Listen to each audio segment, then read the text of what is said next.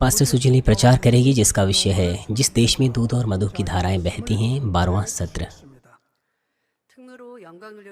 Senior डिकनेस क्योंगा सौ को मैं धन्यवाद देती हूँ आपकी विशेष प्रस्तुति के लिए।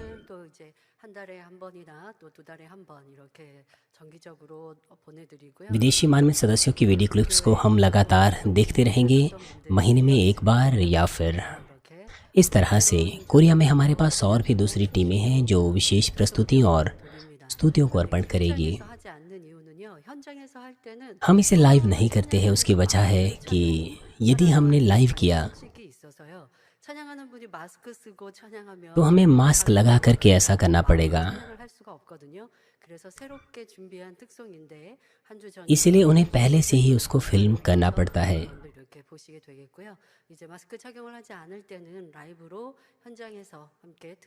मुझे आशा है कि वो दिन भी जल्दी ही आएगा। आइए फूलों की भेंटों का मैं परिचय मैं आपको देना चाहती हूँ। हम पिता परमेश्वर को धन्यवाद देते हैं जिन्होंने अपने इकलौते पुत्र यीशु को हमें बचाने के लिए धरती पर भेजा। हम प्रभु को धन्यवाद देते हैं जिन्होंने क्रूस पर अपना बहुमूल्य लहू बहाया। हम धन्यवाद देते हैं कि हम नए यरूशलेम की ओर जा रहे हैं अपने हृदय का खतना करके पवित्रता के सुसमाचार के द्वारा। हम पिछले साल मानवीन का परिवार बने। कुछ ऐसी कलीसियाँ हैं जिन्होंने नए नए रूप में पंजीकृत किया है और इस कलीसिया ने भी पिछले साल मानवीन में अपना पंजीकरण कराया है। हमारे चर्च की इस पहली सालगिरह पर हम फूलों की भेंटों को धन्यवाद से अर्पण करते हैं। हम धन्यवाद देते हैं एक्टिंग सीनियर पास्टर को जो हमारी अगुवाई आत्मिक मसीह जीवन में कर रही है, और मिसेस बोकनिमली को उनकी प्रेम की प्रार्थनाओं के लिए आपका धन्यवाद।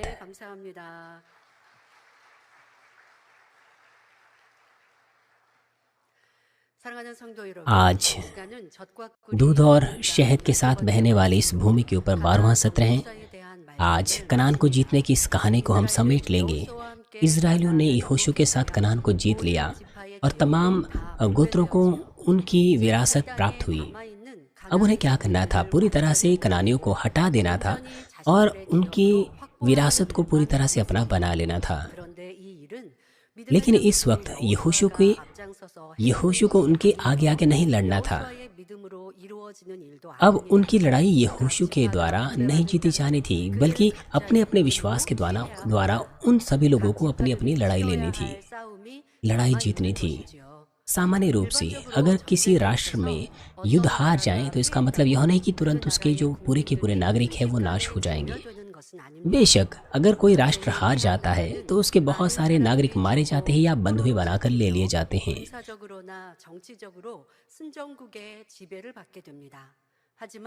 यह सैन्य या राजनीतिक अर्थों में विजय राष्ट्र के अधीन हो जाता है। फिर भी यहाँ और वहाँ विरोधी ताकतें बनी हुई होती हैं।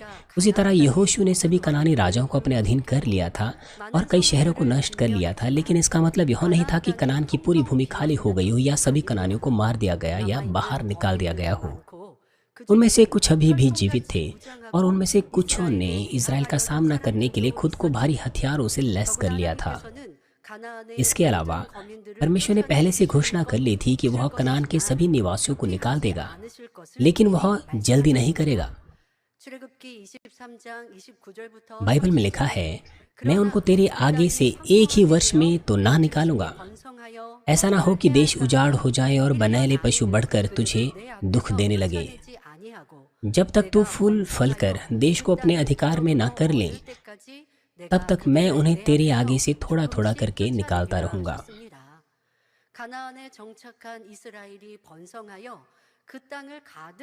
जब तक कि इजरायली फल फूल ना जाएं, उस देश में भर ना जाएं, तब तक यद्यपि कनानियों को बाहर निकाल दिया जाए पूरी तरह से, तब तक उस देश को अपने अधीन करना आसान नहीं है। किसी देश को अपना बना लेने का मतलब यह नहीं होता कि वो उसे अपना बना लेगा। उसे उस भूमि पर खेती करनी पड़ती है। असल में वहां पर उसे बसना होता है, तभी वो उस जगह को, उस जमीन को सुरक्षा दे सकता है। उसे सैन्य शक्तियों की आवश्यकता होती है यहाँ वहाँ रखने के लिए। इसीलिए ऐसा करने के लिए सिर्फ युद्ध में देश को जीतना काफी नहीं होता है। उनके लोग उस देश में भर जाने चाहिए। 그리고 백성들이 살지 않습니다. 그렇게 해서 비어 있게 되면 क्योंकि 비어 있는 그 땅을 युद्ध में 차지하려고 आप उस देश को जीत लें, लेकिन अगर वो देश खाली रह जाएं, 거주할 사람이 तो 없는 अन्य 땅은 जाति फिर 오히려 से हमला कर 황폐한 सकते 땅이 हैं 되어 들짐승이 번성할 수도 있지요. और वो 그러므로 देश उजाड़ 하나님께서는 पड़ सकता है 이스라엘의 세력이 커지고 और जंगली 가나안을 जानवर 차지할 힘이 उस 생기는 देश में भर 것은 सकते हैं उस खाली जगह पर। 가나안 족속을 इसी वजह से परमेश्वर ने उनसे कहा कि वो धीरे धीरे कनानियों को वहां से निकालेगा। जिस सीमा तक इजरायली फलेंगे फूलेंगे और कनान को अपना बना लेंगे। 싸우고 땅을 지키는 그 지파들 백성들의 믿음에 따라 각기 다 다른 것을 의미하고 있기도 합니다. 그러니 이스라엘 इसका अर्थ यह भी है, 아무리 시일이 걸린다 해도 इसलिए 자신들이 चाहे 포기하지 उसमें कितना ही लंबा समय क्यों ना लगे, हर गोत्र को लड़ना था और कनानियों को उस देश से निकालना था और उसे अपनी विरासत के रूप में पाना था। 지난번 전쟁에 승리해서 उन्हें ये नहीं कहना चाहिए, 음악을 내려 적군들만 이렇게 아니면 이제 이방 족속들만 उनमें से कुछ ऐसा सोच सकते हैं कि बेहतर तो ये होता कि अगर परमेश्वर उन तमाम कनानियों के ऊपर भारी पत्थरों की बरसात कर देता और पूरी तरह से उन्हें नाश कर देता। 7년의 전쟁을 오직 하나님 अपने लाभ के पीछे चलते लोग इस तरह से सोचते हैं, परंतु परमेश्वर ऐसा नहीं है। 그렇게 보호하신 하나님을 의지해서 परमेश्वर ने अपनी सामर्थ्य के द्वारा उन्हें जीत दिलाई, इसलिए उन्हें परमेश्वर पर निर्भर रहना था। मगर फिर भी इजरायलियों को 하나님의 탓을 하는 경우가 참 많이 있지만 जो उन्हें करना था वो उन्हें अवश्य ही करना था। उन्हें परमेश्वर पर दोष नहीं देना चाहिए, 우리가 해야 할 것이 क्योंकि अगर वो वैसा करेगी तो परमेश्वर का सामर्थ्य नहीं उतर पाएगा।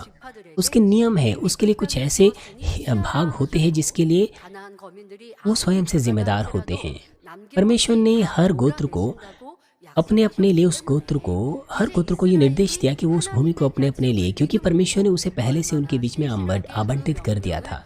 लेकिन निर्भर करता है कि किस तरह से इस्राएलियों ने परमेश्वर की प्रतिज्ञा पर भरोसा किया, कितनी विश्वास योग्यता से उसकी आज्ञा को निभाया। उसी के अनुसार उनके नतीजे अलग अलग हो सकते थे। 되지 않으십니까? 할게 आप ऐसा सोच सकते हैं कि परमेश्वर ने पूरी तरह से उन्हें क्यों नाश नहीं किया, 승리를 기억하여 우리에게 하라고 말씀 परंतु इस्राएलियों को ये याद रखना चाहिए कि परमेश्वर ने उनके लिए क्या क्या किया था। 하면 그렇게 해주실 거야. उन्हें उन तमाम बातों को अपने मन में रखना है। उन्हें इस तरह से सोचना चाहिए कि अगर हम आज्ञा पालन करेंगे, 하면 되는 것이고 अगर केवल हम आगे बढ़ते रहेंगे, 취하면 되는 것입니다. उन्हें क्या करना था? सिर्फ आज्ञा पालन करना था, आगे बढ़ते रहना था बिना थके हुए। 기업을 취해 나가는 과정과 पिछले सत्र को जारी रखते हुए आज हम प्रत्येक गोत्र को अपनी विरासत को लेने की प्रक्रिया और उनके नतीजों को देखेंगे 오늘 और साथ ही 또 모든 말씀을 हम 온전히 कनान के विजय की इस कहानी को भी आज समेट लेंगे।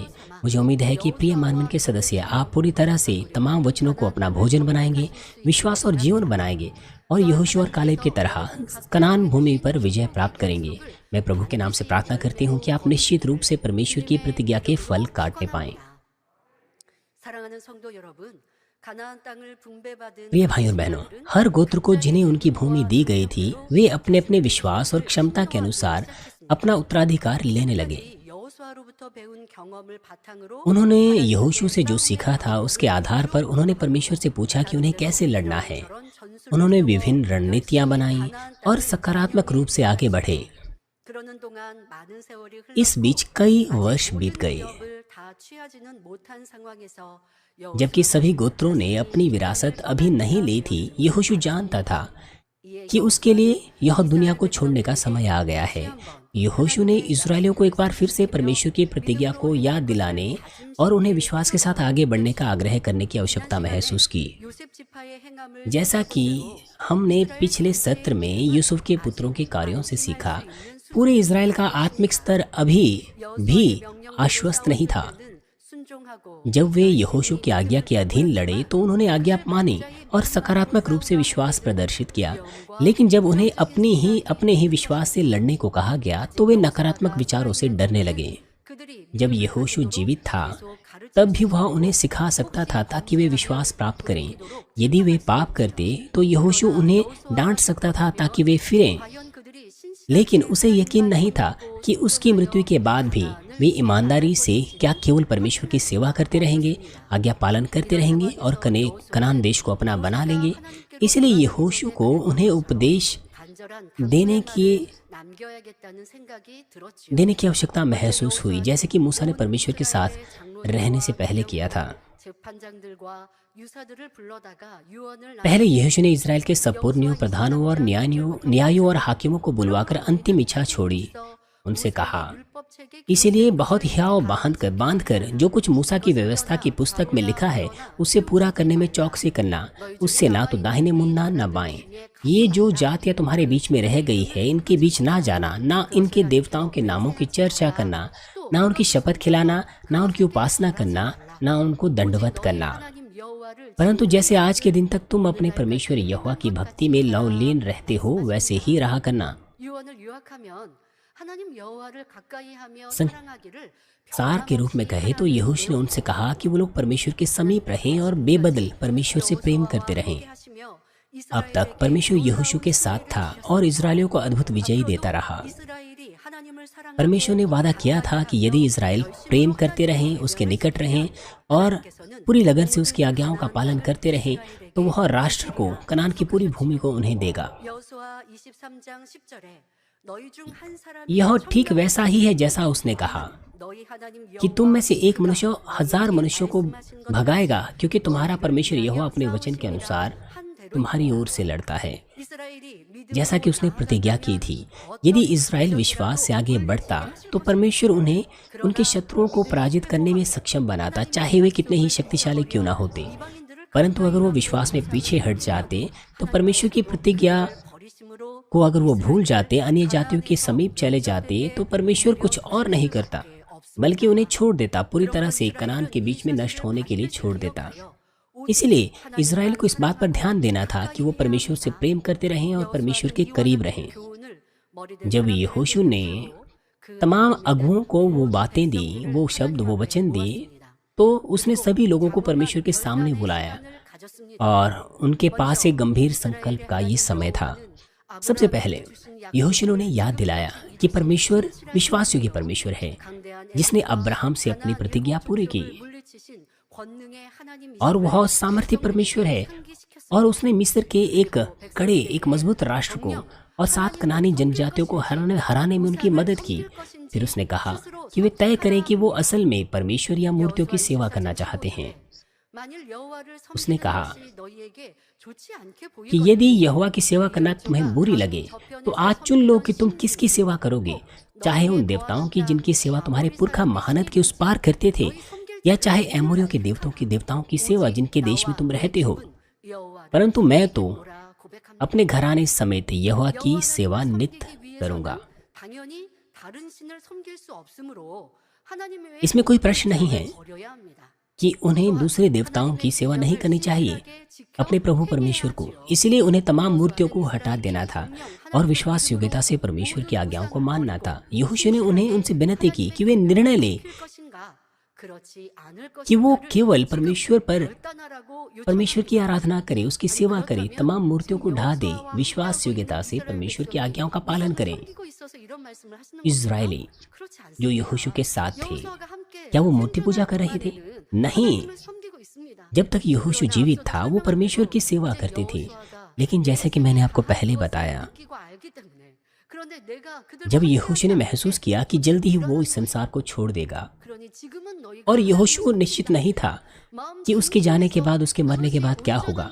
हालांकि वो परमेश्वर की सेवा करते थे, लेकिन यहोशू जानता था कि वो अपने हृदय से सेवा नहीं करते थे परमेश्वर की। इसलिए यहोशू ने ये इरादा जताया कि यहोशू उनसे प्रतिज्ञा चाहता है। यहोशू ने उनसे कहा कि वो स्वयं इसका निर्णय लें कि वो किसकी सेवा करना चाहते, किसकी उपासना करना चाहते हैं। यहोशू ने उन्हें याद दिलाया कि परमेश्वर कौन था और उनसे विनती की कि वे फिर से निर्णय लें। जब मैं इस संदेश की तैयारी कर रही थी, मुझे याद आया कि सीनियर पास्टर ने क्या किया था। जब हम बार बार सीनियर पास्टर के संदेशों को सुनते हैं, हमें हमेशा पवित्रीकरण का वचन मिलता है। वो हमेशा पापों को दर्शाते हैं, वो हमेशा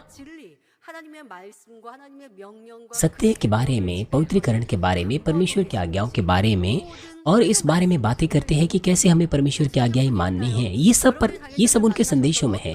सिर्फ उनके संदेशों में ही नहीं, बल्कि जो भी 응답받고 치료받고 축복받고 सभाएं आपने चरवाहे के साथ की है, जो भी मीटिंग्स आपने की है, हमेशा चरवाहे ने इस बात पर जोर दिया है। 가족, 사랑하는 가족을 만나시더라도 항상 하나님 यहाँ तक कि जब चरवाहे अपने परिवार के सदस्यों से भी मिलते थे, वो हमेशा परमेश्वर के वचन को साझा करते थे, विश्वास योग्यता के बारे में, स्वर्ग की आशा के बारे में बातें करते थे। उन्होंने कभी नहीं कहा कि मैं इस चर्च को चलाता हूँ तो इसीलिए मेरे ऊपर बड़ा बोझ है।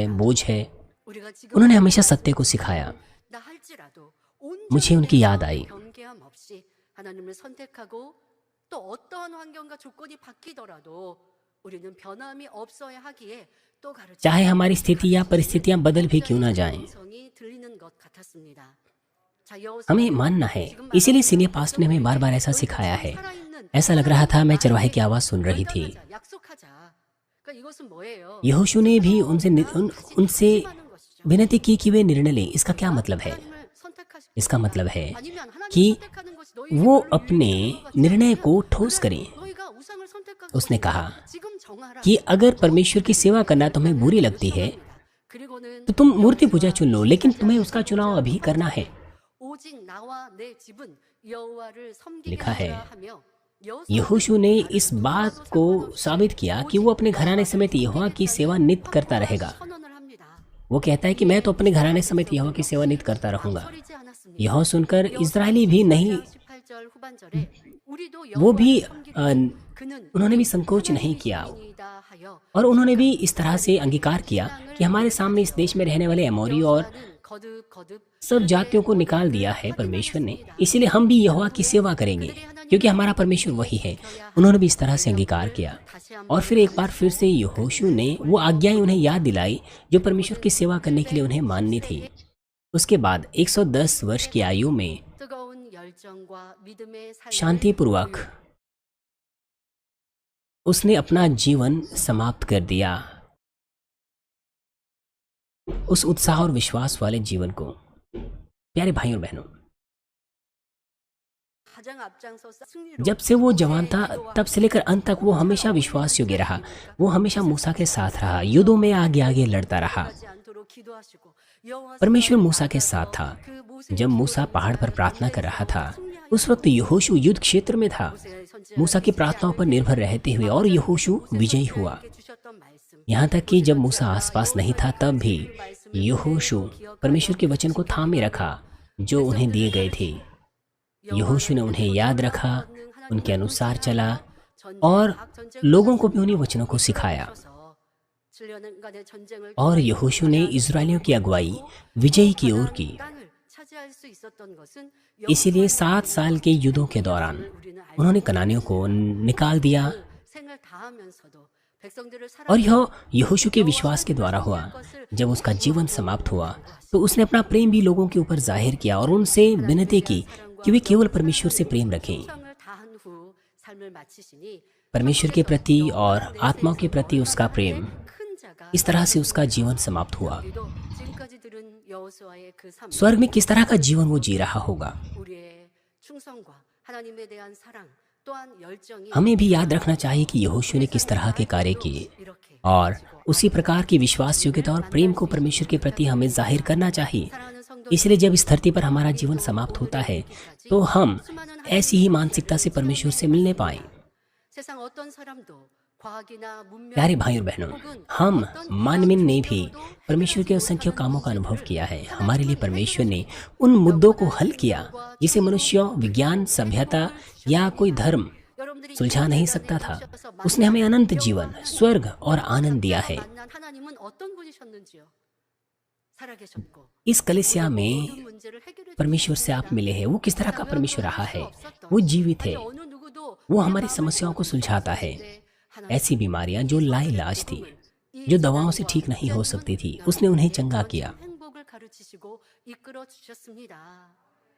그러니 우리는 모든 사람 앞에서 정령 나와 내 집은 하나님만 इस प्रकार हमें सभी लोगों के सामने यह अंगीकार करने में सक्षम होना चाहिए कि जहाँ तक मेरी और मेरे घराने की बात है, हम तो केवल परमेश्वर की ही सेवा करेंगे 부탁드릴 것은 और हमारा अंगीकार सत्य होना चाहिए। 있습니다. 자, 그거 इसके अलावा एक और चीज़ मैं आपसे कहना चाहती हूँ। मेरा मतलब है कि आप विश्वास योग्यता से परमेश्वर पर विश्वास करते हैं। साथ ही 회장님은 इस कलिसिया में 하나님 말씀을 가르쳐 हम परमेश्वर की गवाही देते हैं। सीनियर पास्टर ने हमेशा केवल परमेश्वर के बारे में सिखाया। उन्होंने दर्शाया कि परमेश्वर जीवित है। इसके साथ उन्होंने यह भी दर्शाया कि परमेश्वर चिन्ह और चमत्कारों को प्रकट करता है। उन्होंने चिन्ह और चमत्कारों को प्रकट किया। इसलिए आपका अंगीकार सत्य होना चाहिए। मैंने आपको कहा कि परमेश्वर की सेवा करना बिना मूर्तियों के परमेश्वर की आराधना करना है। परमेश्वर की सेवा, उससे प्रेम रखना है। हालांकि इसमें कोई प्रश्न नहीं कि हम कोई मूर्ति पूजा करते हैं, हम नहीं करते हैं। लेकिन जैसे कि मैंने आपको बताया, अगर परमेश्वर से बढ़कर किसी और से हम प्रेम रखें तो वो हमारी मूर्ति बन जाती हैं। और उनके अलावा कौन सिखा सकता है? सीनियर पास ने ये सत्य हमें सिखाया। इस चर्च ने हमें जीवित परमेश्वर को दिखाया है। इसीलिए इस कलीसिया में आपने जो सुना है, अनुभव किया है, उन बातों के आधार पर आपको अपने दृढ़ भरोसे को और विश्वास को बनाए रखना है। ये है वो मानसिकता जो हमारे पास होनी चाहिए।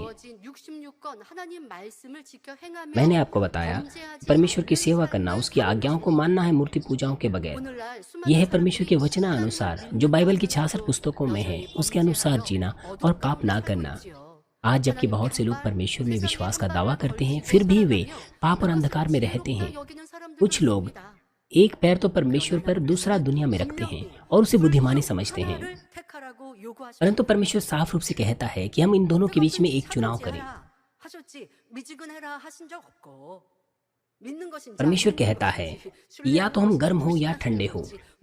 वो हमें गुनगुना होने के लिए नहीं कहता। उसने हमें ये नहीं कहा कि हम इसके बीच में रहें, बल्कि हमें एक चुनाव कर लेना है। इसीलिए पिता परमेश्वर वही हमसे चाहते हैं। बाइबल कहती है कि जो कोई यह कहता है कि मैं उसे जान गया हूँ और उसकी आज्ञाओं को नहीं मानता, वह झूठा है और उस सत्य में नहीं। अर्थात जो कहता है कि परमेश्वर पर विश्वास करता है लेकिन उसकी आज्ञा नहीं मानता, वह झूठा है, उसमें सत्य नहीं। अर्थात अगर हम वचनानुसार ना चलें और कहें कि मैं परमेश्वर को जानता और उस पर विश्वास करता हूँ, उसे प्रेम करता हूँ, तो ये झूठ है।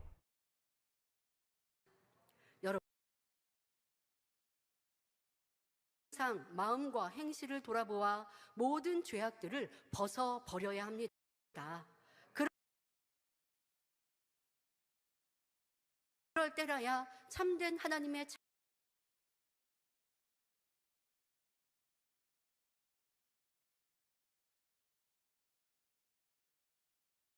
इसलिए हमें एक बार फिर से खुद की जांच करनी चाहिए कि क्या हम खुद को ऐसे लोगों के रूप में पवित्र बना रहे हैं जो परमेश्वर के हैं और उन्होंने उसे चुना है।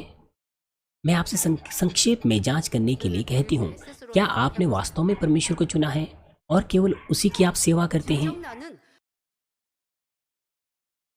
क्या आपने संसारिक चीज़ों, धन और सत्य पर अपने लाभों और अपनी भावनाओं को प्राथमिकता दी है?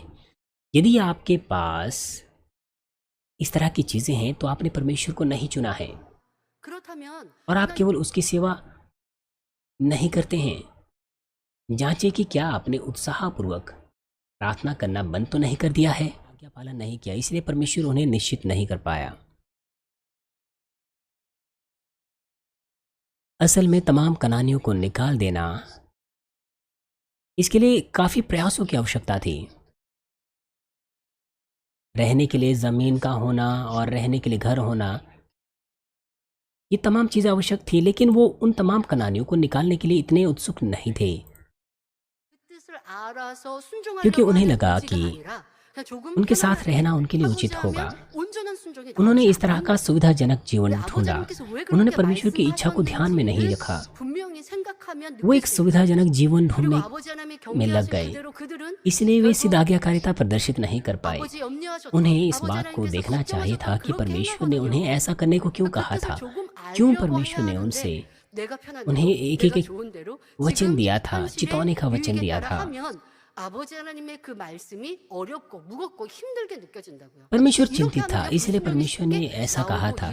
मगर इजरायली अपने लाभ के पीछे चलने लग गए, अपने ही 이 정도는 सुविधा के पीछे 몇 चले, 가지 इसलिए 아버지가 उन्हें 뭐 परमेश्वर का वचन अब 원하시는 좀 작아서 बोझ लगने लग 내가 गया 무슨 था, 주의 종도 इसलिए 아니고 उन्होंने तेजी से आज्ञा 이렇게 उल्लंघन किया। 생각하다가는 आप अपने 하나님의 जीवन के 말씀을 बारे में 온전히 सोचिए, 100% क्या आप भी ऐसा 순종하지 सोचते हैं 못하고 결국 그로 कि 인하여서 मेरा 때로는 विश्वास तो पर्याप्त 시험관란 नहीं है, मैं तो 어려움들이 कोई पास्टर 있어도 नहीं हूँ? 해결하지 अगर आप 못하는 इस तरह से 이유를 सोचते 스스로 हैं 발견하지 못하는 것이죠.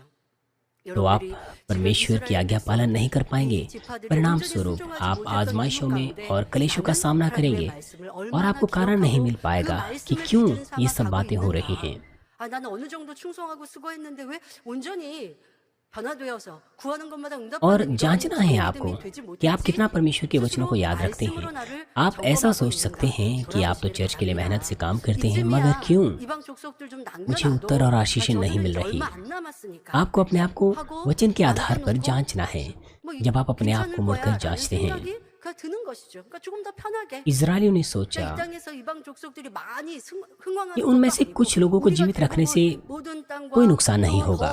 승기를 잡았으니 저들이 조금 남아 उन्होंने 있는 एक सुविधाजनक 것뿐이야 जीवन खोजा, 라고 생각하고 अन्य जातियों के 아버지 साथ 하나님 रहना। 말씀에 온전히 순종하지 않고 핑계대고 있을 때 그럴 때 그것이 क्योंकि 가치가 उन्हें 있고 उनकी जगह मिल 수용하여 चुकी थी, 문제가 उन्हें 되는 लगा कि इतना ठीक है और उन 이렇게 अन्य जातियों के 이런 साथ रहना 서로 ठीक है, 핑계가 생기면서 इसलिए उन्होंने पूरी 대부분의 तरह से 지파가 परमेश्वर के वचन 가나안 का पालन नहीं 거민들을 किया 곳곳에 남겨두었고 하나님의 뜻에 और बाद में 순종하지 उनकी 않았습니다. अनाज्ञाकारिता के लिए 이 불순종은 इस्राएलियों को 가시와 क्लेश 고통이 और 되어 पीड़ाओं का सामना 이스라엘에게 करना पड़ा, 그대로 चाहे उनके शत्रु, 되돌아왔습니다.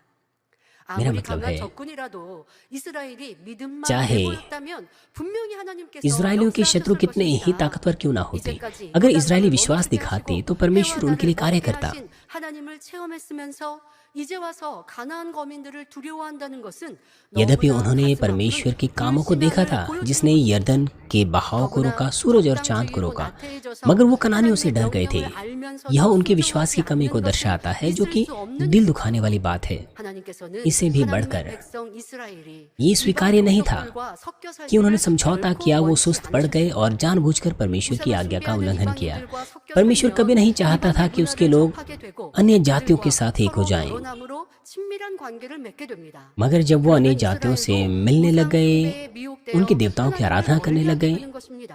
तो 이것을 उनकी 걱정하셔서 संस्कृति भी 저들을 उनमें 침멸하라는 प्रवेश कर 거예요. गई और जब वे 실제로 एक दूसरे से विवाह करने लग गए तो वो पूरी तरह से उनमें घुल गए और इस तरह से परिणाम स्वरूप इजरायली भी मूर्तियों की पूजा में भ्रष्ट हो गए।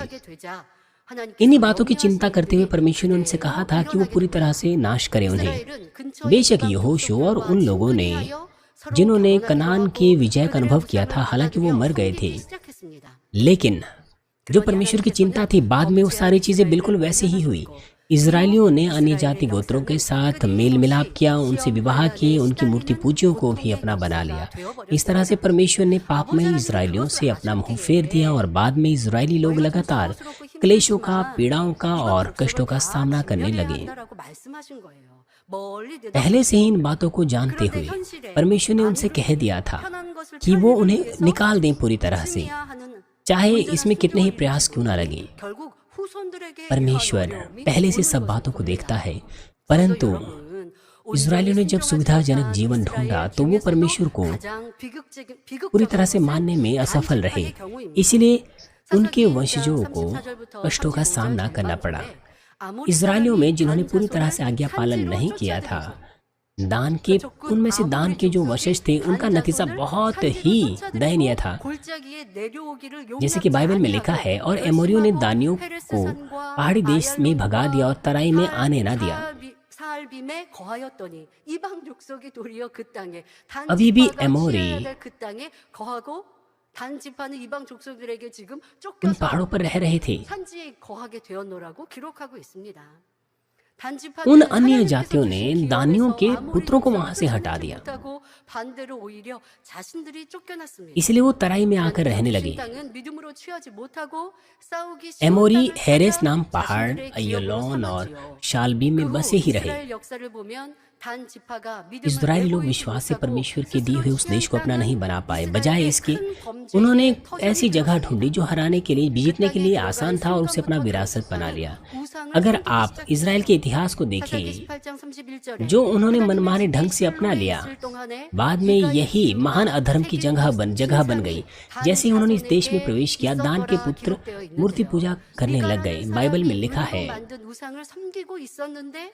단 지파가 그 우상을 इसलिए 받아들여 जब तक 함께 परमेश्वर का भवन 우상을 शीलो में रहा, तब 섬기게 तक 된 उन्होंने 것입니다. मीका की खुदी हुई मूरत 수백 년 को 후에는 बनाया। 북이스라엘의 왕 여로보암이 단 지파의 땅에 금송아지 우상을 मीका नाम का 세우고 एक व्यक्ति था 단 जिसने 지파의 चांदी की एक 땅은 मूर्ति 온 बनाई और 이스라엘 उसकी उसकी 중에서 उसकी आराधना करने लग गया, 우상 और गोत्र ने 숭배의 भी उस मूर्ति को 중심지가 स्वीकार किया 되었습니다. और उसकी सेवा की। 우상 सैकड़ों साल 숭배의 बाद जब 결과로 राजा 이스라엘은 यारोबाम 결국 ने अपनी भूमि 이방인에게 पर एक सोने का 멸망당했고 बछड़ा रखा, 단 तो 지파는 वो 계시록 जो 7장에 देश 나온 है 대로 इजरायलियों 하나님의 के लिए 기름 मूर्ति 맞은 पूजा करने का 12 एक 지파 राजधानी 중에서 बन 그 गई। 이름이 빠진 것을 उनकी 볼 मूर्ति 수 पूजा के 있습니다. परिणाम स्वरूप इस्राएलियों को अन्य जातियों द्वारा नष्ट कर दिया गया। और जैसे कि प्रकाशित वाक्य 7 पद में भी लिखा है, दान उन 12 पुत्रों में सम्मिलित नहीं था जिन पर मुहर लगाई गई, 우상 숭배의 जो कि बहुत ही 폐역함으로까지 बड़ा अभिशाप था। 영접했고 वे विश्वास के द्वारा 하나님의 वे 백성으로서의 परमेश्वर के द्वारा 자격조차 दिए गए उस 잃어버린 것입니다. विरासत को 이렇게 विश्वास से लेने में विफल 여러분들이 रहे 한 और 가지 불순종하다 보면 उन्होंने परमेश्वर की 결국 प्रतिज्ञा को 그것이 छोड़ 내 दिया। 신앙을 उनके कमजोर विश्वास 크게 ने उन्हें मूर्ति पूजा के 내 विद्रोह 신앙을 믿음에서 떠나게 하는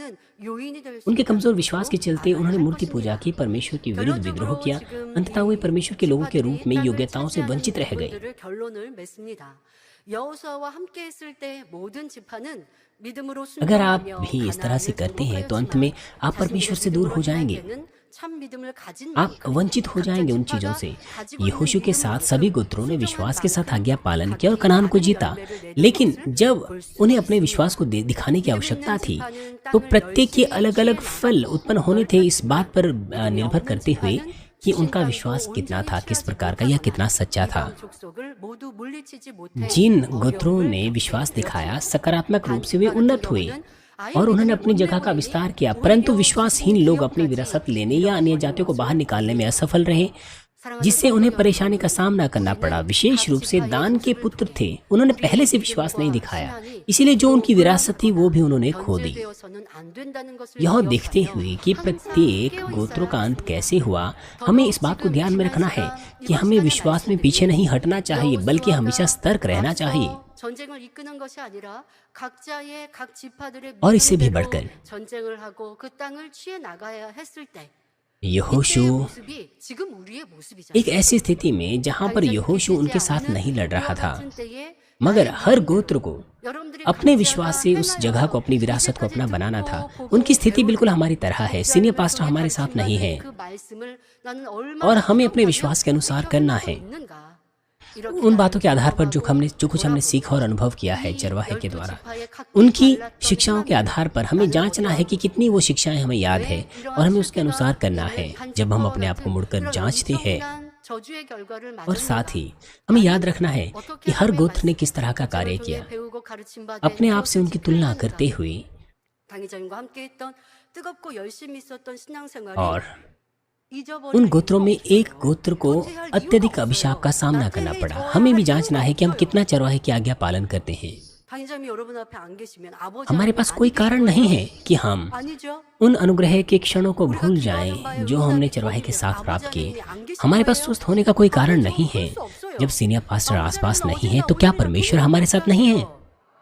ऐसा नहीं है। 하나님을 당의자님이 यदि हमारे उत्तर आने में देरी होती है तो क्या परमेश्वर हमारे साथ नहीं है? 마지막 삶을 다하면서 ऐसा नहीं है। परमेश्वर कल, आज और हमेशा एक सा परमेश्वर है। 느껴지시죠, 여러분? सीनियर पास्टर ने इस तरह के परमेश्वर पर विश्वास करने के लिए हमें सिखाया है और यहोशू जैसा कि उसने अपने लोगों को सिखाया, क्या आप उसके दुख भरे हृदय को महसूस कर सकते हैं?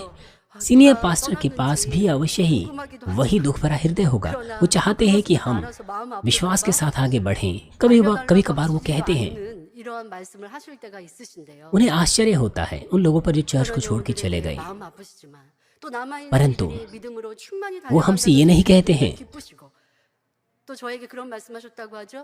아유, 부흥한다라는 소식을 들으면 내가 참 기쁘고 위로가 될 텐데 이런 말씀을 하시면서 우리 성도들이 더 뜨겁게 신앙생활하기를 Senior 바라고 pastor, 기도하고 계시는 목자의 심정. वो हमसे खुश होते हैं जब हम विश्वास से आगे बढ़ते हैं। उन्होंने मुझसे भी कहा कि जब मुझे चर्च के बारे में अच्छे समाचार मिलते हैं या जागृति का समाचार मिलता है, मुझे खुशी होती है। सीनियर पास्टर के पास इस तरह का हृदय है, इस तरह के हृदय से वो आगे बढ़ते हैं। 그럼 그런 은혜를 기억하여서 변함없이 가는 게 신앙생활 जब हम 아닙니까? चरवाहे के साथ थे, हमारे पास ऐसा हृदय था क्योंकि उन्होंने अच्छे से हमारी अगुवाई की। हमने उनसे बहुत सा लाभ पाया, हमने बहुत सा अनुग्रह पाया। इसलिए उस अनुग्रह को हमें याद रखना है और आगे बढ़ते रहना है। वही हमारा मसीह जीवन है। 당연하다고요? उसी तरह से हमें अनुग्रह को वापस चुकाना है। क्योंकि सीनियर पास्टर हमारे साथ नहीं है, तो क्या हम वैसा जी जैसा हमें अच्छा लगता है? क्योंकि हम आत्मा से भरे हुए नहीं हैं, तो क्या हम वैसा जीवन जिए जैसा हम चाहते हैं? हमें तो और भी अधिक जुनून उत्साह के साथ आगे बढ़ना है और इस प्रकार से दर्शाना है कि हमें चरवाहे ने अच्छे से सिखाया है। हमें इस शत्रु दुष्ट के सामने हमें इस विश्वास को दिखाना है। हर गोत्र को अपने विश्वास से चलना था। ऐसा करने की उन्हें जरूरत थी। उनकी परिस्थिति बिल्कुल हमारे जैसी है। उन चीजों के आधार पर जो हमने देखा है, अनुभव किया है, यदि हम सचमुच इन तमाम प्रमाणों पर विश्वास करें, तो इस स्थिति में हमें अपने विश्वास को दिखाना है, हमें उत्साहपूर्वक आगे बढ़ते रहना है। लेकिन क्या है आपके विषय में? हमें बहाना नहीं बनाना चाहिए। हमें अपनी परिस्थितियों या दूसरी चीजों पर दोष नहीं लगाना है। हमें एहसास कर लेना है कि हमारे पास एक दृढ़ हृदय नहीं है, हमारे पास बदलने वाला हृदय है। तभी हम अपने आप को बदल सकते हैं।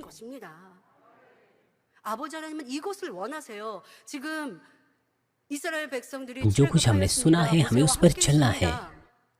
उसी तरीके से हम सच्चा विश्वास पा सकते हैं। वही पिता परमेश्वर हमसे चाहते हैं।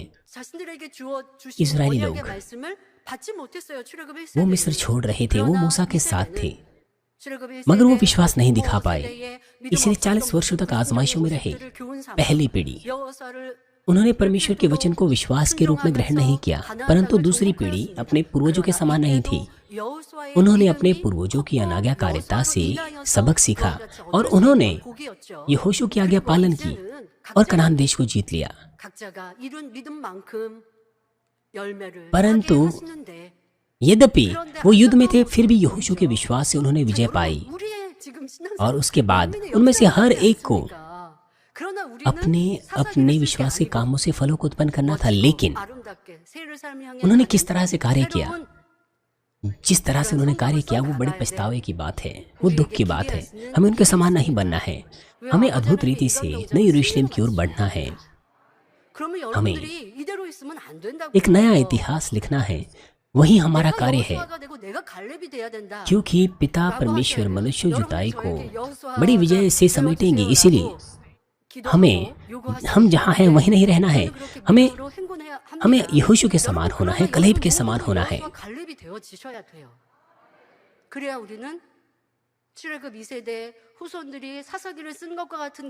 आप सभी लोगों को यहोशू और कालेब के समान होना चाहिए। केवल तभी हम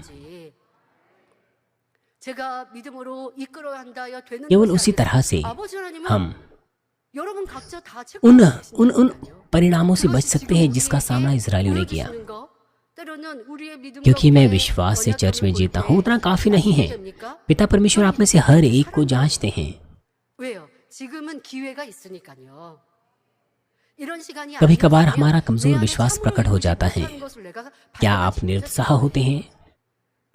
लेकिन ऐसा परमेश्वर के प्रेम से होता है, क्योंकि हमें अवसर मिलता है कि हम अपने आप को सुधारें।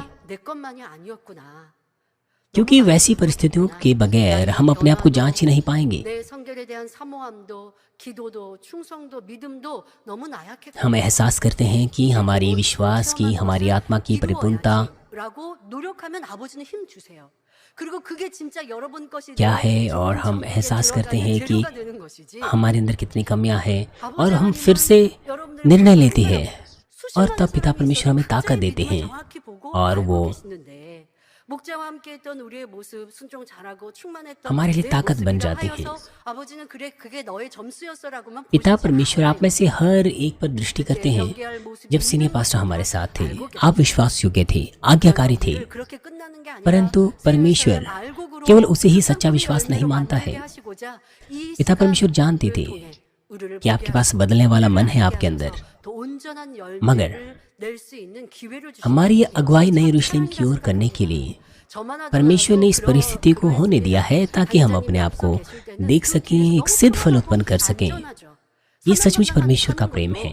अगर मैं अपनी बात करूं, जब सीनियर पास्टर हमारे आसपास थे, मैं बहुत बहुत तसल्ली से मसीह जीवन जी रही थी। जब मैं अपना काम करती थी, मैं बड़ी तसल्ली में रहती थी, बड़ी सुविधा में रहती थी। पास्टर्स, जब आप बाहर जाते हैं, चर्च की स्थापना करते हैं, आपको कई दुखदायी स्थितियों का सामना करना पड़ता है, लेकिन चरवाहे के साथ हमारा मसीह जीवन बड़ा सुविधाजनक रहा है।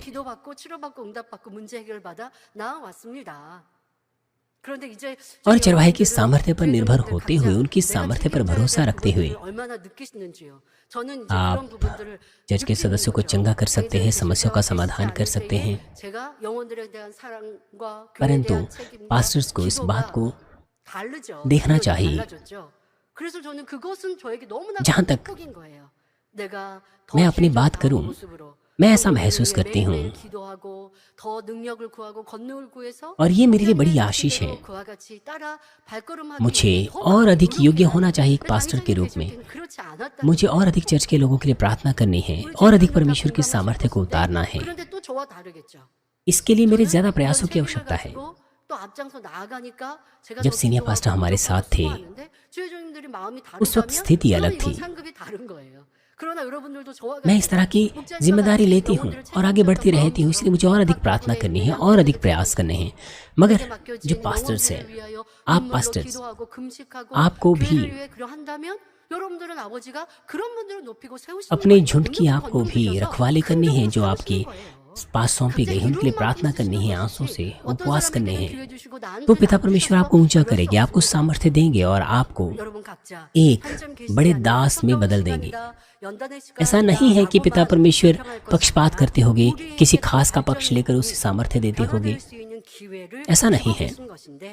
आप में से हर एक जब इन आजमाइशों से गुजरते हैं, तो आपको ये शिकायत नहीं करनी चाहिए कि सीनियर पास्टर हमारे साथ नहीं है, बल्कि हमें ये अवसर बनाना है।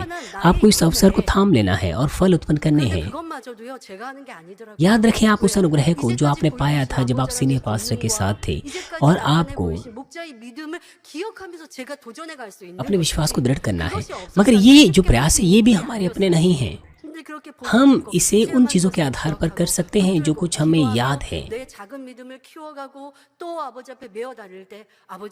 क्योंकि उन बातों को याद रखे बगैर हमारे लिए करना आसान नहीं है। जब हम उन्हें थामे रखें, जो कुछ हमने सुना है, देखा है, अगर हम उन्हें याद रखें, तो हम परमेश्वर से प्रार्थना कर सकते हैं। परमेश्वर हमारी मदद करेगा और हम एक बड़े विश्वास में बदल सकते हैं। ये आशीष है। और आप में से हर एक को अपनी कमियों को एहसास करना है और अपने आप को एक बड़े विश्वास में बदल देना है। आप ऐसा करते हैं या नहीं करते हैं, ये आपके ऊपर निर्भर करता है। पिता परमेश्वर चाहते हैं कि हम बेबदल विश्वास प्रदर्शित करें, अपरिवर्तनीय विश्वास प्रदर्शित करें। बाइबल में लिखा है, हे परमेश्वर मेरे अंदर शुद्ध मन उत्पन्न कर और मेरे भीतर स्थिर आत्मा नए सिरे से उत्पन्न कर। परमेश्वर सत्य से प्रसन्न होता है, वो अपरिवर्तनीय शुद्ध हृदय से प्रसन्न होता है। यदि हम अपने विश्वास में स्थिर रहे और परमेश्वर की उन आज्ञाओं का पालन करें बिना हृदय के बदलाव के, तो वो भी हमसे प्रसन्न होगा और हमारी तमाम प्रार्थना विनतियों के उत्तर देगा। जब हम सीनियर पास्टर के साथ थे, हम जुनून के साथ विश्वास में आगे बढ़ रहे थे। अभी भी अगर हम वही करें, तो पिता परमेश्वर उत्तर देंगे, हमें आशीष देंगे, बिल्कुल वैसे ही। 아브라함 때로부터 주신 약속을 신실하게 지키시어 결국 가나안 땅을 이스라엘에게 주셨습니다. परमेश्वर जो मूसा और यहोशू के साथ था, उसने ईमानदारी से अपने वादों को पूरा किया जो उसने इब्राहिम को दिए थे और अंत में इजराइलियों को कनान देश में दिए। इसके बाद भी परमेश्वर ने अपरिवर्तनीय रूप से अपने वादों को इजराइलियों के साथ निभाया। अर्थात जब इजराइलियों ने परमेश्वर से प्रेम किया, उसका भय माना, उसकी आज्ञाओं को माना, तो उसने उन्हें सब जातियों में श्रेष्ठ किया। विशेष रूप से दाऊद और यहोशापात के शासनकाल के दौरान, जब राजा और लोगों ने मूर्तियों को त्याग दिया और परमेश्वर का भय माना, तो इजरायलियों ने युद्ध जीते, चाहे कितने ही कठिन क्यों ना थे। और वो राष्ट्र परमेश्वर की महिमा को प्रकट करते हुए एक शक्तिशाली और समृद्ध राष्ट्र बन गया। इसके विपरीत जब उन्होंने परमेश्वर को त्यागा, मूर्ति पूजाएं की, बुराई की, तो परमेश्वर ने भी अपना मुख उनसे फेर दिया। परिणाम स्वरूप उन्होंने युद्धों और अकाल के साथ बड़ी मुसीबतों का सामना किया। इजराइल के इतिहास में हम इस बात की पुष्टि कर सकते हैं कि जब चीजें इसी सिद्धांत के अनुसार हुई, जब वे परमेश्वर के करीब बने रहे, परमेश्वर से प्रेम करते रहे, तो परमेश्वर ने सब बातों को समृद्ध किया। लेकिन जब वो परमेश्वर से दूर हुए, उसकी आज्ञाओं का उल्लंघन किया, तो उन्होंने जल्द ही परीक्षा और क्लेशों का सामना किया। यह परमेश्वर की संतान पर भी लागू होता है जो आज इस संसार में है। परमेश्वर की तमाम संतान जो इस संसार में है, यह हमारे ऊपर भी लागू होता है जो हम इस वक्त स्थिति का सामना कर रहे हैं। परमेश्वर कहता है, जो मेरा आदर करेगा मैं उसका आदर करूंगा, जो मुझे तुच्छ जानेगा वे छोटे समझे जाएंगे। जैसा कि कहा गया है, जो परमेश्वर से प्रेम रखते हैं परमेश्वर का प्रेम पाते हैं, मगर जो परमेश्वर को त्याग देते हैं तो परमेश्वर भी उन्हें छोड़ देता है, त्याग देता है। आप ऐसा कह सकते हैं कि मैंने तो परमेश्वर को कभी नहीं त्यागा, मगर परमेश्वर को त्यागना क्या है? यदि हम परमेश्वर के वचनों को छोड़ दें तो ये परमेश्वर को त्यागने के समान है। यदि हम उसकी आज्ञाओं को माने, उससे प्रेम रखें, तो यह परमेश्वर के करीब रहना है, उसका आदर करना है। ऐसा कहने का कोई फायदा नहीं कि मैं परमेश्वर पर विश्वास करता हूँ, भरोसा करता हूँ। आपको जांचना है कि क्या आप उसके करीब हैं, क्या उसकी आज्ञाओं को मानते हैं। तभी आपको कारण मिलेगा कि क्यों आपको परमेश्वर से उत्तर और आशीष नहीं मिल रही। जब आप अपने आप को जांचते हैं तभी आप अपने आप को बदल सकते हैं और आप फिर उससे उत्तर और आशीष प्राप्त कर सकते हैं।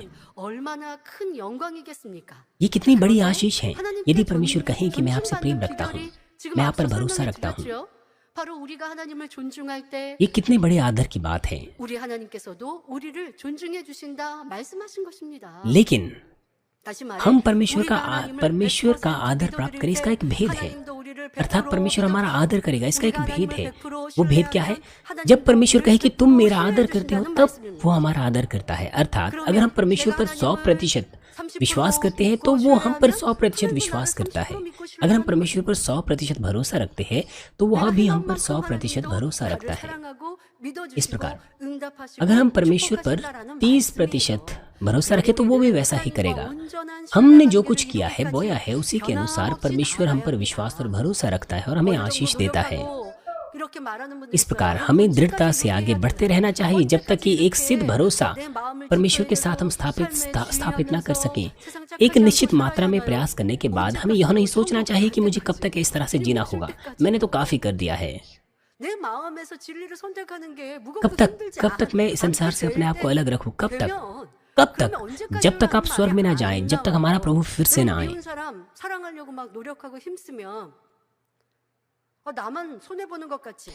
जब आप किसी बिंदु पर पहुंच जाते हैं जहां पर आपको लगता है कि परमेश्वर का वचन आपके लिए बोझ नहीं है, तो आप ऐसा नहीं कहते।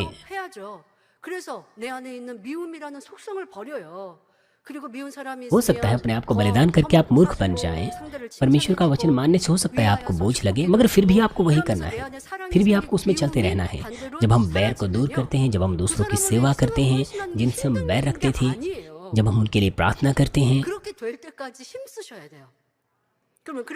तो प्रेम बैर को बदल देता है, उसको स्थानांतरित करता है। तो फिर यह हमारे लिए मुश्किल नहीं होगा कि हम उन लोगों से प्रेम कर पाएंगे। हमें इस तरह के प्रयास करने हैं।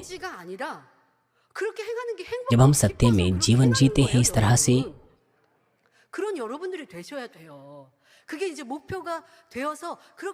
तो हमें अपने ऊपर दबाव डालने की आवश्यकता नहीं कि हम वचनानुसार जिएं, बल्कि हमारी स्थिति आनंद से भरी होगी इस तरह से जीवन जीने में। लेकिन जब तक आप उस स्तर पर पहुंच ना जाएं, तब तक आपको बोझ लग सकता है। लेकिन उसके बाद और साथ ही क्योंकि पिता परमेश्वर का प्रेम आप प्राप्त करते हैं, इसलिए आप अच्छे स्वस्थ में रहते हैं, तो फिर समस्या क्या होगी? आप स्वस्थ रहेंगे, कोई आर्थिक समस्या नहीं होगी, आप केवल परमेश्वर का प्रेम पाएंगे। पिता परमेश्वर चाहते हैं कि हम वो दें। मेरा मतलब है पिता परमेश्वर हमें वो देना चाहते हैं जो सबसे उत्तम है, इसलिए उसने हमें जीवन का वचन दिया है, सत्य का वचन दिया है। किसी निश्चित बिंदु पर आप संसार में चले जाते हैं, संसार से प्रेम रखने लग जाते हैं, चर्च को छोड़ के चले जाते हैं। 그러면 더 많이 यदि 기도하시고 आप 노력하시고 항상 깨어 वचन के 있으시고 अनुसार जीने में 항상 अपने ऊपर 구별하시고 दबाव 내가 डालें, 진리를 행치 않으며 그러다가 사망으로 멸망으로 가는데 그럼 तो 언제까지 आपको 이렇게 और अधिक 불안하게 प्रार्थना करनी है, 생활하나요? सचेत रहना है 여러분 마음에서 और 이제는 सही सही 진리가 पहचान 행복하고 करनी है 기뻐지면요 कि अगर मैं 불안하게 सत्य के 신앙생활 अनुसार 안 नहीं 해도 जीऊंगा 돼요. 그러면 이제 행복하고 기쁘고 복만 넘쳐요. 이 좁은 길이 아니 돼요. 그럴 때까지는 좀 더 힘써 주셔야 되고요. आपको इस तरह से जांचना है। 또 어떤 분들은 열심히 하다가 이 정도면 되겠지.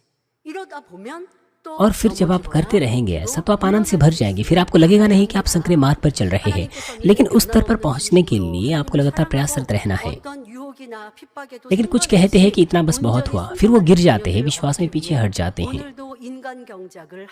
परमेश्वर मनुष्यों की जुताई ऐसी संतान को प्राप्त करने के लिए कर रहा है जो बेबदल हृदय से उसे प्रेम रखते हैं, पूरी तरह से आज्ञा पालन करते हैं, चाहे कैसी अभिलाषा या सताव क्यों ना हो।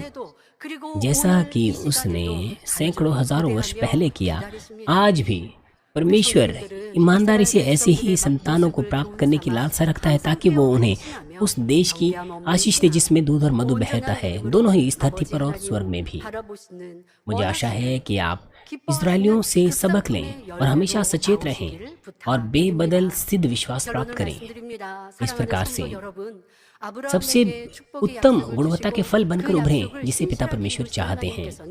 आइए मैं इस संदेश का सारांश आपको दूंगी। परमेश्वर जिसने अब्राहम को आशीषों की प्रतिज्ञा दी, परमेश्वर ने विश्वास योग्यता से उन्हें पूरा किया। उसने हमें भी बहुत सी प्रतिज्ञाएं दी हैं।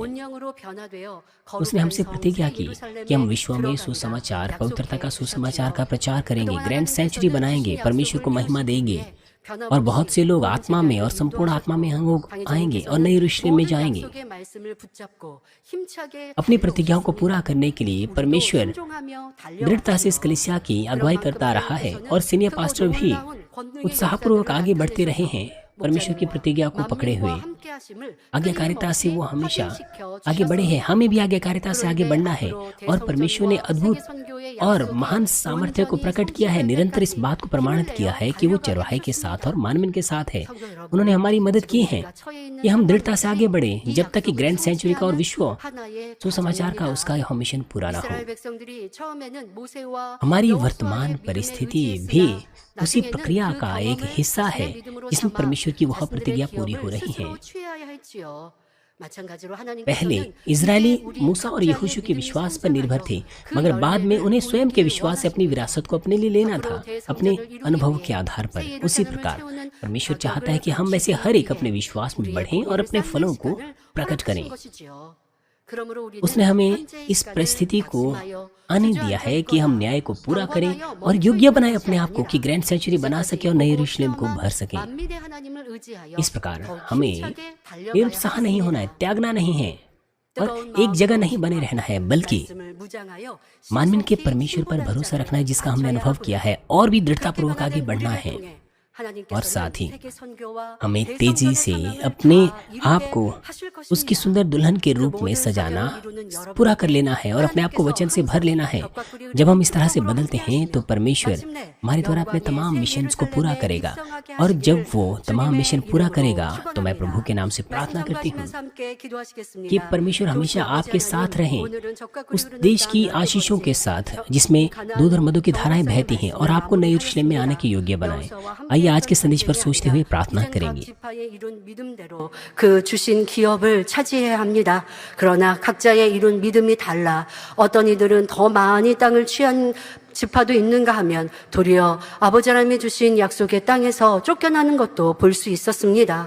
나의 모습, 나의 믿음은 지금까지 어떠했던가? 목자님과 함께 할 때는 행복하고 기쁘고 충만하고 보이지 않는 언약의 말씀도 믿어지며 새 예루살렘 향해 달려갔지만 지금 목자님이 계시지 아니하니 내 믿음은 너무나 연약하여 나의 순종과 행함이 연약하여 이제 믿음에서 떠나거나 또한 나약한 모습은 아니었는지 점검합니다. 그러나 지금의 이 점검하는 시간도 우리에게 주신 기회이니 낙심치 아니하고 우리의 부족한 믿음을 더 온전하게 만들어 가게 하여 주옵소서. 온전히 진리대로 하나님을 선택하여 그 응답과 축복의 주인공들로 나오는 모든 성도님들이 될 수 있도록 축복하여 주옵소서. 감사드리며 우리 주 예수 그리스도 이름으로 기도하옵나이다. 아멘. 영상을 통하여 당회장님의 환자를 위한 기도를 받겠습니다.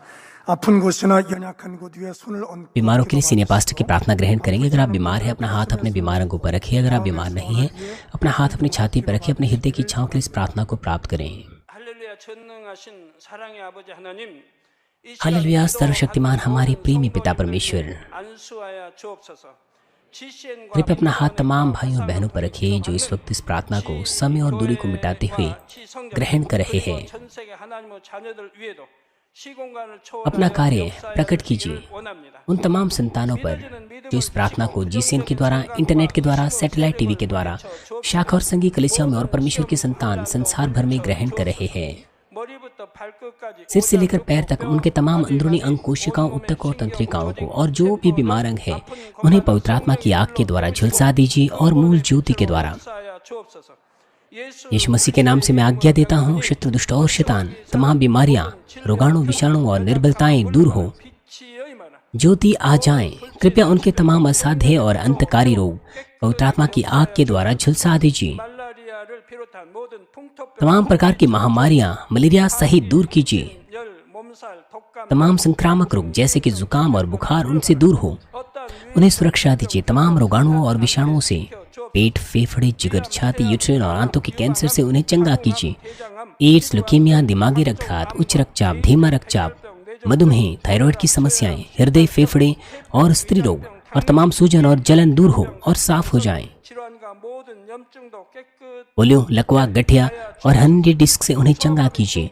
पीठ दर्द, सिर दर्द और मानसिक दर्द और तमाम दूसरे दर्द गायब हो जाएं। मिर्गी, स्वलीनता, उदासी, तंत्रिका रोग और दूसरी मानसिक बीमारियां उनसे दूर हो। सभी लकवे खुल जाएं, उठें, चलें और कूदें। 모든 आंखें सामान्य देखने लगे, कान सामान्य सुनने लगे, अंधे देखने लगे, बहरे सुनने लगे और गूंगे बोलने लग जाएं। 눈도 잘 보이게 하옵시고 तमाम प्रकार के दुर्घटना के दुष्प्रभाव से उन्हें चंगा कीजिए। उनकी टूटी हड्डियां जोड़ दीजिए। उन्हें जलन से ठीक कीजिए। जलन और दहन संवेदना उनसे दूर हो। 각종 पिता, कोई दाग वहां न रह जाए। 깨끗게 하시고 तमाम प्रकार की नशे की लत से, जहर पदार्थ और उनके इस्तेमाल से साफ हो जाओ। 온전케 하옵 मृत कोशिकाओं, तंत्रिकाओं को फिर से जिला दीजिए। 물러가라. मृतकों को जिला दीजिए। 하지 않게 उन्हें गर्भधारण की आशीष दीजिए। आप गर्भधारण की आशीष प्राप्त करने पाएं। 약물과 यीशु मसीह के नाम से मैं आज्ञा देता हूँ, शत्रु, दुष्ट और शैतान, हवाओं के सामर्थ के शासक, अंधकार की बुराई की सेनाएं दूर हो और उनके दास भी दूर हो। 잉태어 축복도 बुरी, अशुद्ध, झूठी, धोखे की और अलग करने वाली आत्माएं और अंधकार के तमाम बल दूर हो। दुष्टता के तमाम बंधन खुल जाएं, अंधकार दूर हो, ज्योति आ जाए। 영들아 물러가라. 그의 사자들도 물러갈지니라. 이 땅에 악한 영, 더러운 영, 거짓되고 पिता परमेश्वर उन्हें ताकत दीजिए कि वे प्रार्थनाओं में पुकारें, पापों को दूर करें और पवित्र हो जाएं। 모든 흉악의 결박을 풀고 어둠아 물러가라. 빛이여 임하라. जब उनका प्राण समृद्ध होता है, सब बातों में वे भले चंगे रहें और उनके परिवारों में भी सुसमाचार का प्रचार हो। 능력을 주옵소서. उन्हें सुरक्षा दीजिए सभी दुर्घटना और विपत्तियों से पूरे सप्ताह भर, और आशीष दीजिए कि एक समृद्ध जीवन बिना किसी समस्या के वे जी सकें। पवित्र आत्मा के अग्निमय बाड़े में स्वर्गीय सेना, स्वर्गदूतों और अपनी धधकती आंखों के द्वारा अपने सभी बच्चों को, उनके घर, कार्यशाला और व्यापारों को सुरक्षा दीजिए। 성사와 주님의 불꽃 같은 눈동자로 모든 하나님의 자녀들과 가정, 일터, 사업터를 지켜 विद्यार्थियों को बुद्धि और समझ दीजिए। जोश और जुनून, मेहनत से पढ़ाई करने के लिए उन्हें दीजिए। 공부도 할 수 있는 उनकी हृदय और मनों को संसारिक चीजों से बचाएं और वो परमेश्वर को और भी अधिक जोश के साथ प्रेम करने पाएं। 뜨겁히시고 하나님을 뜨겁게 사랑하는 학생들로 축복하여 वो जीवित परमेश्वर की गवाह। 하나님의 자녀들이 आपके बच्चे खाएं पिएं, जो कुछ भी करें, सब में आपको महिमा देते हुए अपना जीवन जी सकें। 걸리는 삶이 되게 वो जीवित परमेश्वर की गवाही ये कहकर देने पाए कि मैं परमेश्वर से मिला हूँ, मैंने परमेश्वर का अनुभव किया है, उससे उत्तर और आशीषें प्राप्त किए हैं। 하는 입술이 되게 역사하여 पिता परमेश्वर, आपका धन्यवाद। सारी महिमा केवल आपको मिले। हमारे प्रभु यीशु मसीह के नाम से 우리 주 예수 मैं प्रार्थना करता हूँ, 기도하옵나이다. आमीन। 아멘. 만민 찬양